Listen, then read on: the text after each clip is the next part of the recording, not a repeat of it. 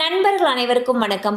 இன்னைக்கு நம்ம இந்த வீடியோல ரேஷன் அட்டை வைத்திருப்பவர்களுக்கு மிக முக்கிய புதிய தகவல் வெளியாகி உள்ளது. ஸோ அதை பத்தி தான் இப்ப நம்ம பார்க்க போறோம்.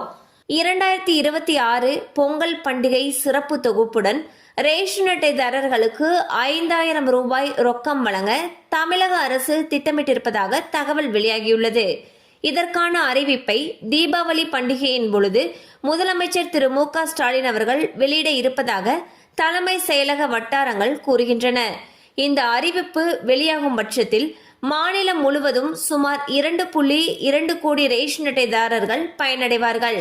ஸோ பாத்தீங்கன்னா வரக்கூடிய பொங்கல் பண்டிகையை முன்னிட்டு எப்பயும் கொடுக்கிற பொங்கல் தொகுப்போட சேர்த்து 5000 ரூபாய் ரொக்க பணம் வழங்க தமிழக அரசு திட்டமிட்டிருப்பதாக தகவல்கள் வெளியாகியுள்ளது. இது குறித்த அறிவிப்பை முதலமைச்சர் அவர்கள் தீபாவளி பண்டிகையின் போது வெளியிட இருப்பதாக தலைமை செயலக வட்டாரங்கள் கூறுகின்றன.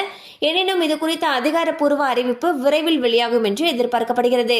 கண்டிப்பா அந்த அப்டேட் உங்களுக்கு பயனுள்ளதா இருந்திருக்கும் நம்புறோம். மேலும் இது போல அப்டேட்ஸ் உங்களை உடனே ரீச் ஆகணும்னு நினைச்சீங்கன்னா நம்ம சேனலோட தொடர்ந்து இணைந்திருங்கள். தேங்க்யூ ஃபார் வாட்சிங்.